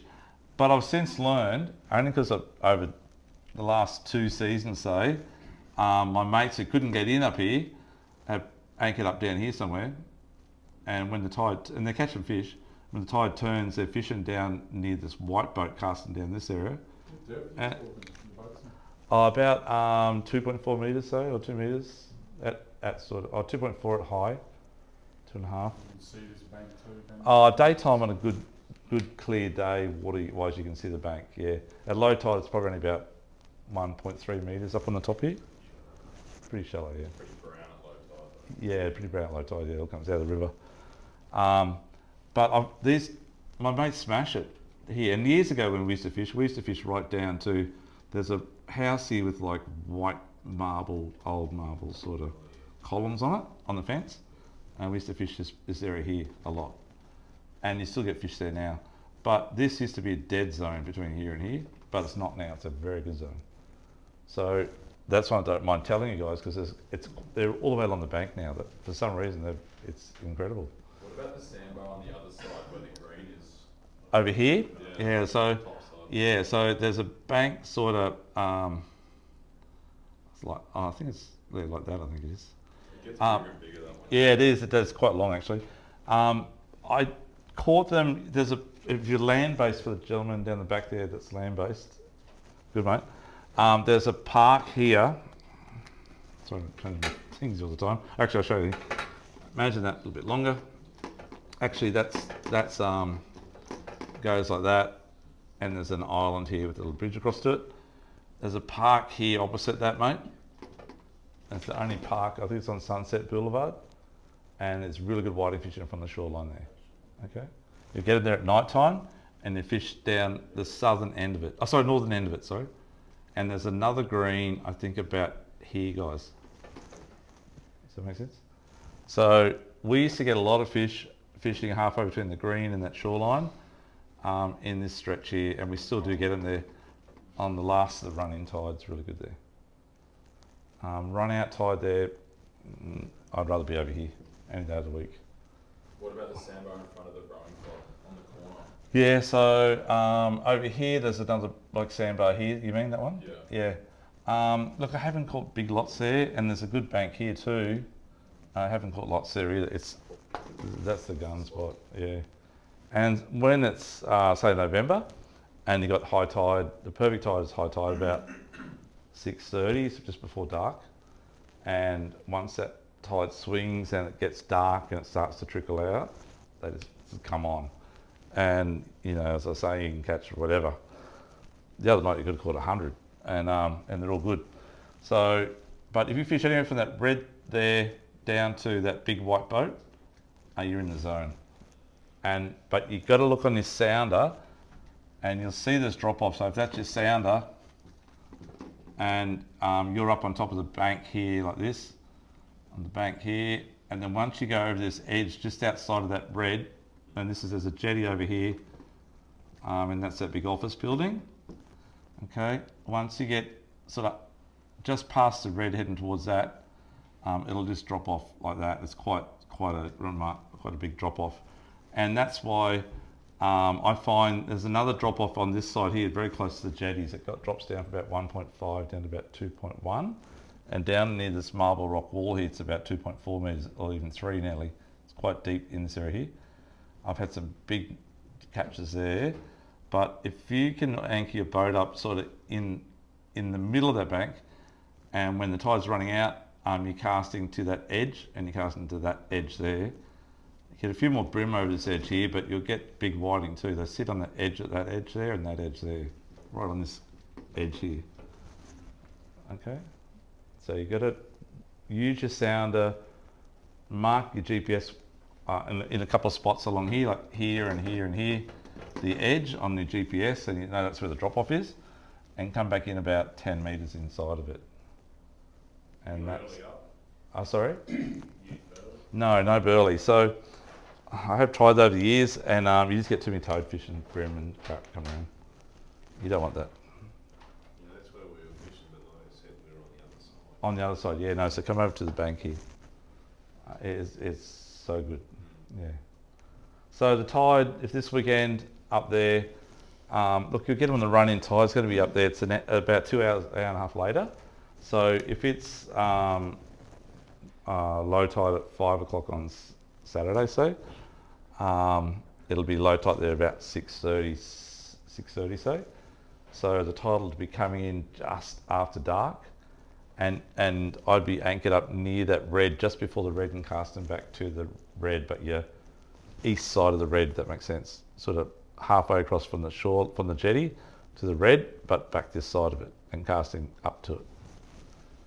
Okay, and you'll definitely get in there on the run in. Did you say you preferred it all the running out? I prefer the run out 100%, yeah. But I've had big catches there than run in too.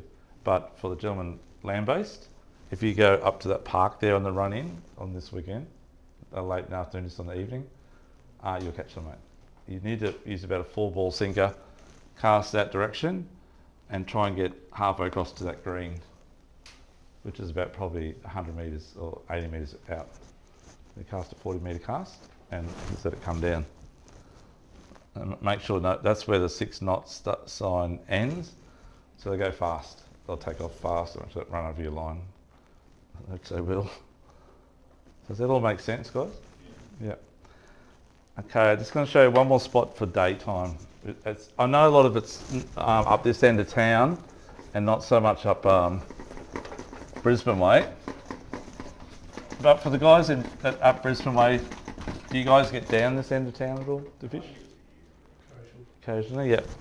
So if you're into daytime fishing, because nighttime fishing for a lot of people is quite hard visually to see the rods and see what's happening. But it's generally the better time to fish for whiting in particular. Different to like winter whiting, the daytime's fine. But the spot we fish daytime up the river, this is Campbell Street, which is at Benoa, off Ashmore Road, Campbell Street, because it's a very long road, and it comes to a dead end, and the river sort of goes like this, and then it comes around like this, and goes like that. There's a few canals off it, and then Bundle Bridge is sort of there, okay?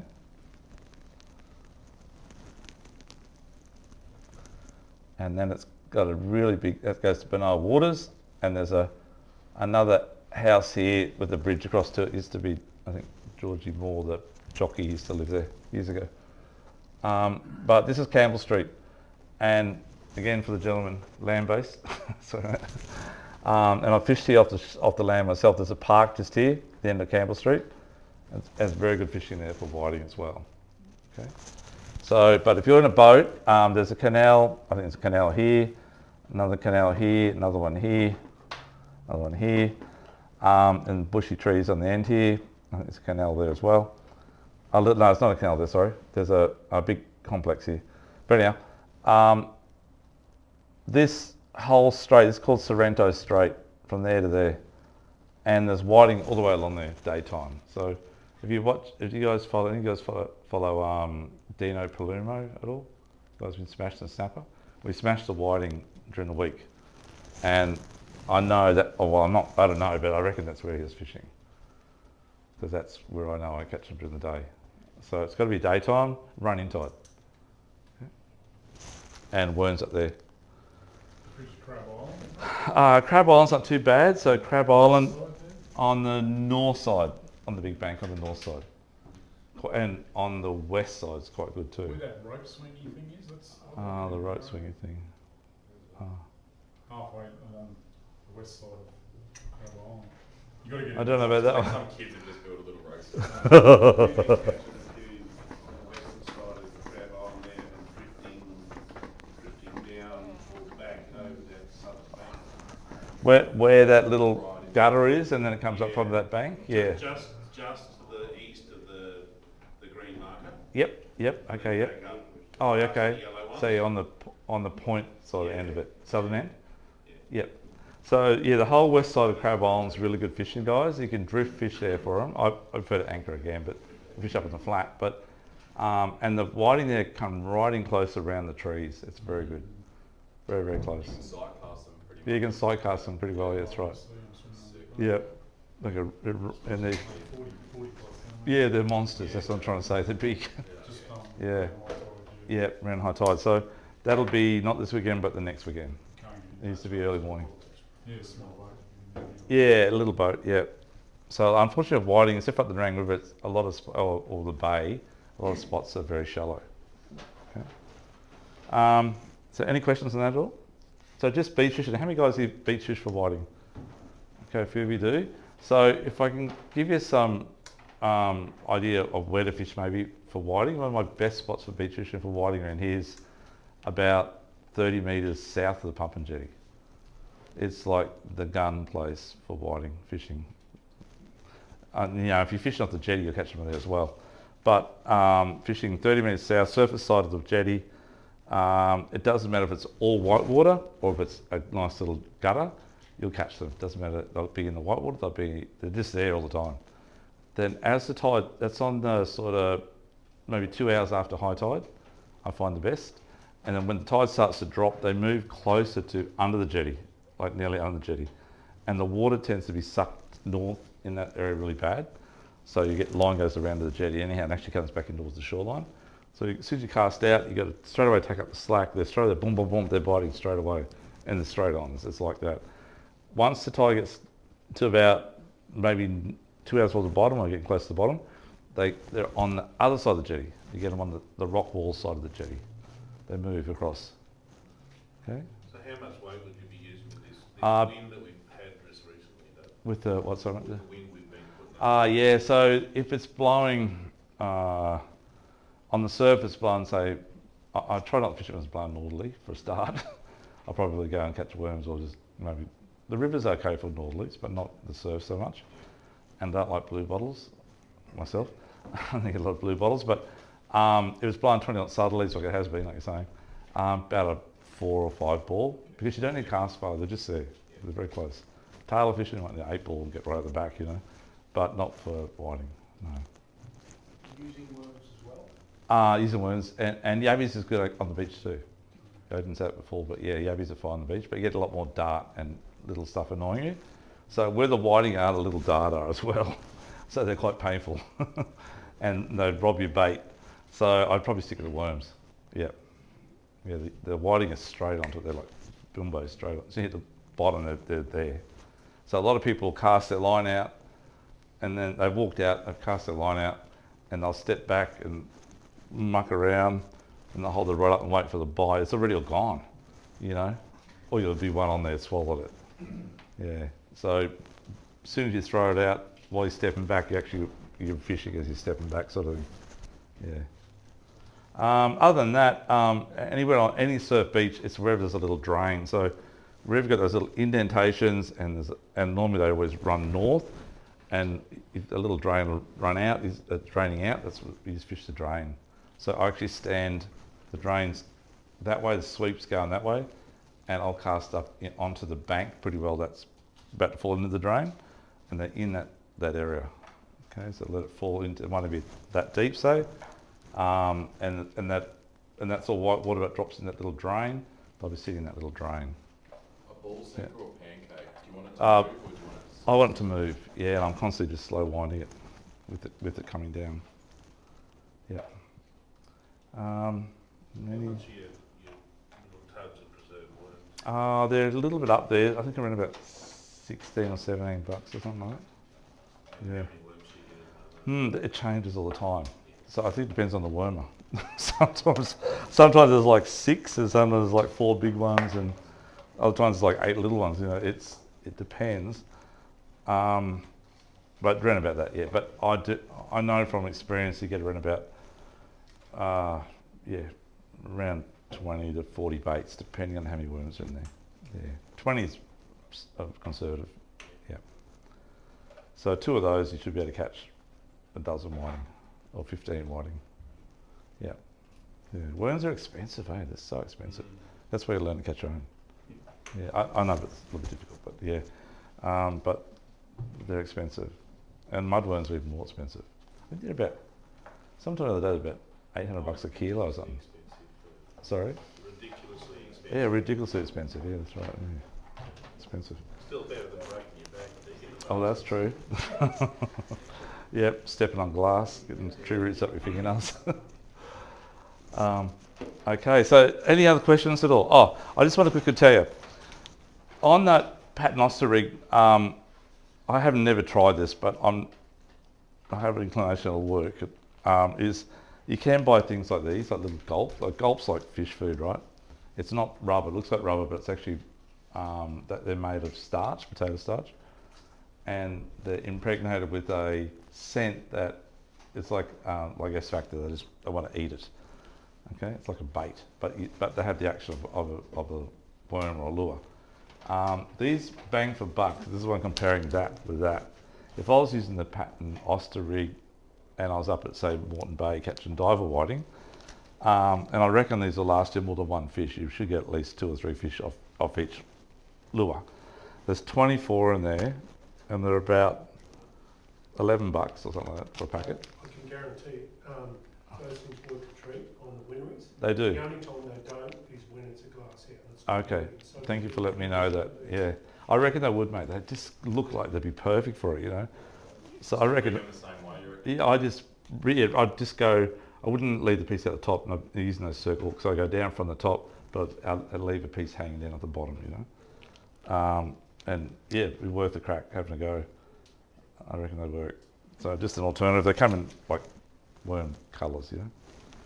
The batteries up in the bay, we use bull tail. We cut it into little strips. Oh, do you really? Right. Yep. We cut them about that long, and then I put red food colouring on them and a little bit of cheddar oil.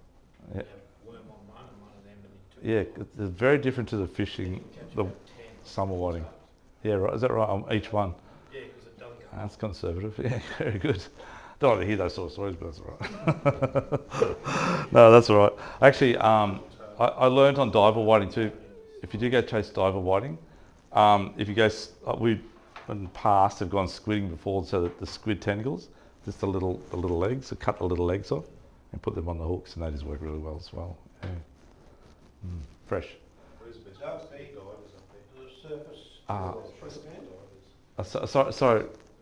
Sorry, mate. Sugar pen surface lure. Oh yeah, yep. Any good or where? Oh no, very good. So sugar pen surface lures.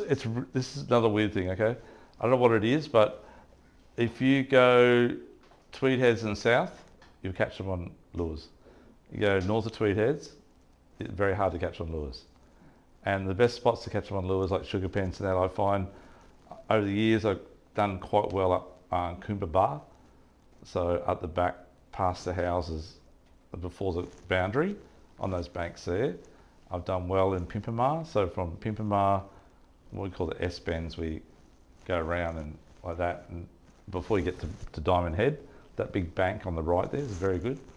And I've caught them on the bank in front of Effron, west side of Effron, on the run-in tide, on the Sovereign on the end of it, on that, where it drops to about 1.5 meters deep there.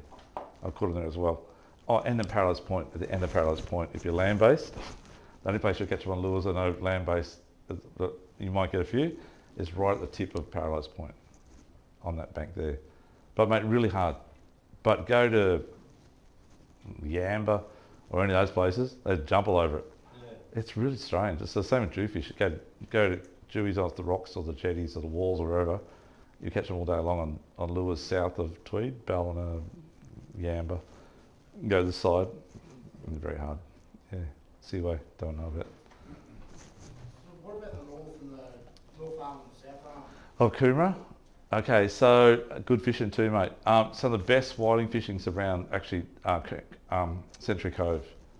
So where, is it Northern Arm, or what do you call it, the suburb on Coomera? Other side of the river, or Century Cove? Yep. Yep, so between there and Century Cove, mate. Oh, Coomera Shores, sorry, you're right, yeah. So where Coomera Shores, you know where the canal goes in, mate? Where the canal goes in? Oh, yes. Yeah, so anywhere from there, where it sort of splits north or south, from there down to that little island before it bends back around to Santa Barbara. Oh, In the middle of the river, it's quite deep there in certain areas too, but that's a really good spot. And at Santa Barbara, from the island up to about the boat ramp's a good area as well.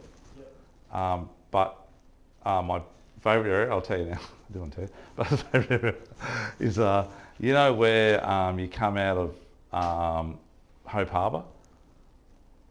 You come out of Hope Harbour and either go left to Century Cove or you go right to Paradise Point.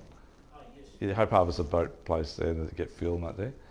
So there's, I think it's a green beacon. As soon as you come out, there's a green beacon just to the north a tiny bit. There's a bit of a long strip bank along there. That's the gun spot. Okay. Yeah, so from there, heading up to, there's a massive big boat on the Century Cove side, like about 100 footer there on the corner. So from him back to that green and anchored up, mate. Yeah, big whiting. Run in tight. Not run out, run in. Yeah. Any other questions at all? Okay, there's too many spots and too many fish. So many things to do. I'm going to do this or do that. Flatties, whiting, whatever. But guys, just got to get there and do it. Just try and remember all those little things and just put it together and see how you go. You'll catch them. But I have to say night time is better than daytime if you want to get bigger fish, more numbers. Okay, and the best chance of getting your most fish during the day is going to be back a wave break. Or crab, or Serrano Strait, maybe. Okay, thank you. Sorry? The rock wall of Seaway is not too bad too. Where the rock wall ends and the trees start on that bank out the front of there. I've caught them here too and run out tide. And night time there's quite good too. Okay, thank you. Good to know. Yeah. Thanks guys.